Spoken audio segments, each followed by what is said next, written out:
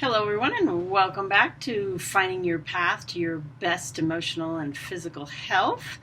My name is Erin, and I'm happy to bring you our next kind of installment of how we're changing our eating and how we deal with digestion in order to help us prevent cognitive decline and in generally improve our overall health as we age and improve longevity and quality of life over the course of our lifetime. So if you like what you hear and you want to hear more tips on how to change things for the better, go ahead and subscribe and hit the thumbs up and get the notifications when those come out as well, because we put something out almost every day to help you with all this information, because it's a lot. So also, don't forget to download my 5 free videos on some tips to finding your best emotional and physical health. And without further ado, let's get into today's topic. So I wanted to kind of talk briefly again, as we've been talking about changing eating habits and changing the things that go in, that we feed ourselves, and also being conscious about what we buy, reducing processed foods, doing a plant-based diet. And I wanted to talk a little bit about other gut support that we can do.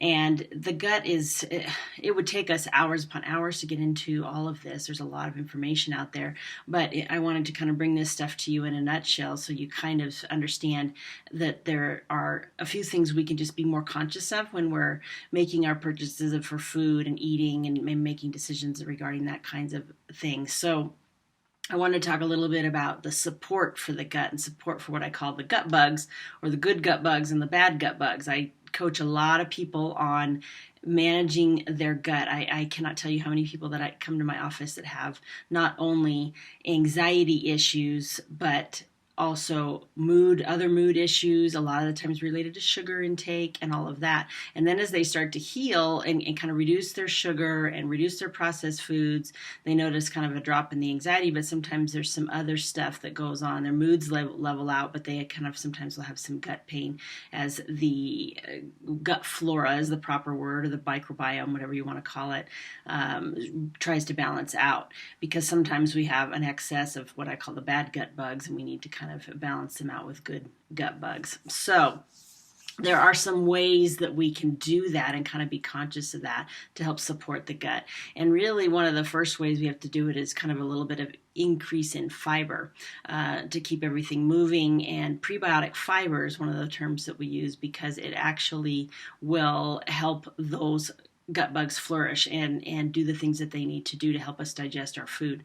When we don't have enough of the right microbiome, we will have ongoing problems with digestion, because they actually help us break things down. They produce enzymes and things like that help us break down the food that we're ingesting. So if we're looking for prebiotic fibers and foods that work for that, we have to kind of really figure out what some of the best things are. And a lot of them are going to be your fibrous vegetables, and those are some of the best things. And if we kind of cook them lightly and keep that as a rule of thumb, then we're going to do better preserving that kind of fibrous stuff that we need to maintain in our gut. Other roots and tubers and things like that, things that grow on the ground, are usually fairly fibrous and have that resistant starch, not the starch that turns to sugar right away, but the resistant starch in them that will act like a fiber because it's resistant to digestion.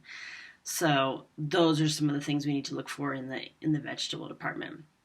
Another thing that's really, really good for the gut is mushrooms. I love mushrooms. I like to add them to all kinds of things.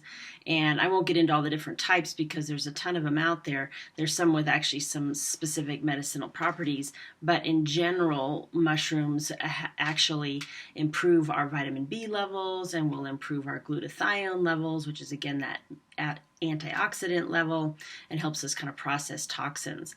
They've actually done some research on mushroom intake and how that kind of helped mild cognitive impairment. Hasn't been many studies done on that, but the few that have been out there have suggested that there's possibility that does help reduce mild cognitive impairment. They also kind of boost our immune system really well because they increase some things called some beta-D-glucan, which will help improve our immune response to things. So that's pretty good to think about in today's uncertain times. The other things to think about is the alliums, which is everything in your onion family, right? Your onions, garlic, leeks, what else is there? Shallots, those kinds of things. All of those are going to be part of that fibrous intake and how it will help your gut. So those are always good to be added to the vegetable mix as well. They're low in sugar, so they're very good for part of your overall dietary function. The resistant starches, which I touched on earlier, the tubers and roots and stuff, you can also find in things like legumes and pistachios, in addition to the turnips and rutabagas, which a lot of people don't necessarily eat. And also the things like green tropical fruits, which you have to develop a liking for because they have a different texture than we're used to. But you're talking about, these are the unripened bananas. There's actually a use for that, and unripened plantains, and I think even mangoes. And those things, you have to develop taste because they're not going to be as sweet. That's why they're unripened, right? So you have to kind of develop your taste for those kinds of things and really to see the benefit of what they can do for your gut.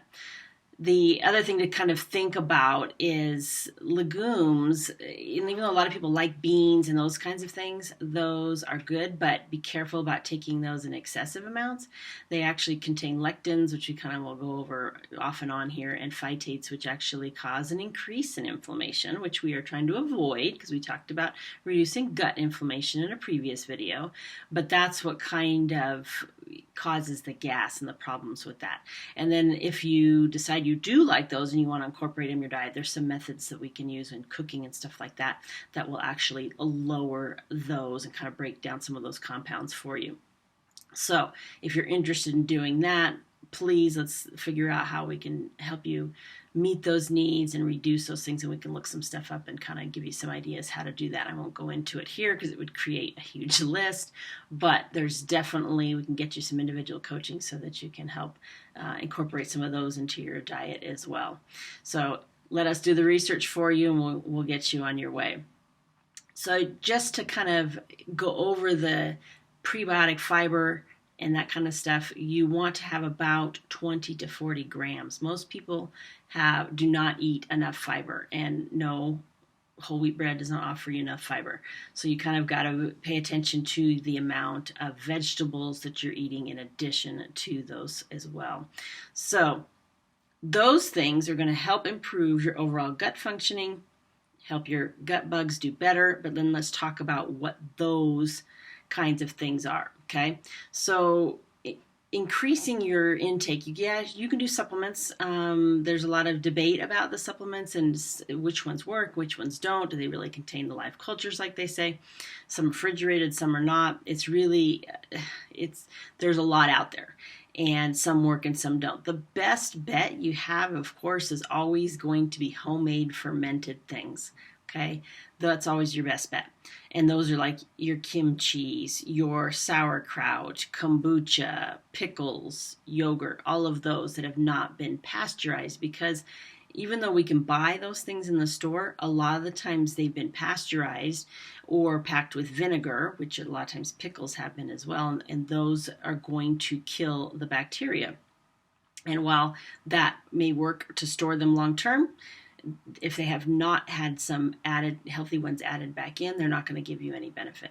So again, the best bet is to have the ones where you've already had that, made naturally at home, if you can. They are selling all kinds of kits these days about how to make your own yogurt or kefir. Kefir is really easy. I did that for a while, and that was kind of fun. Once you get the kefir grains, you just put some milk in it, and almost any kind of milk, and it will convert the sugar to the probiotic, and you can add it to smoothies and all kinds of things, and it just sits on the counter. I mean, it's about the easiest thing there is to make. The other thing that I tend to like because it's easy is the kombucha, because it gives you a little, especially if you like something fizzy and you shouldn't be drinking soda, you get some kombucha every so often. Once or twice a week I tend to do it, and it kind of just adds that all those good gut bugs back into your system. Variety is going to be the key in these kinds of things, because there's different types of gut bacteria.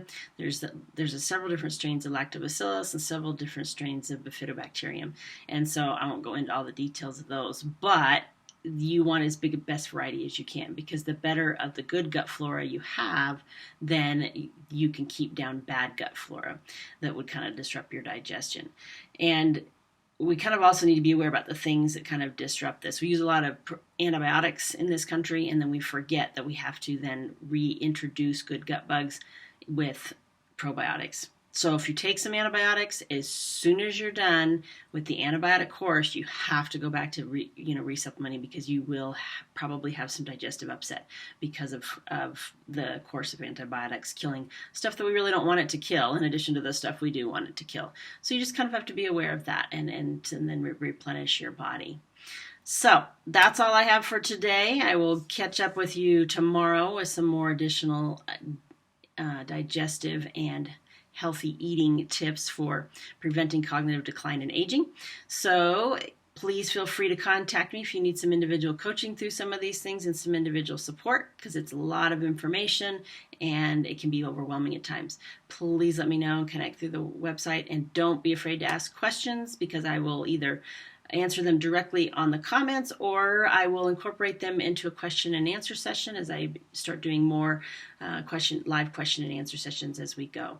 And that's an opportunity for you to get a little bit of individual coaching that might help some others as well during those live sessions. So again, contact me and let me know what I can do to help support you in this journey.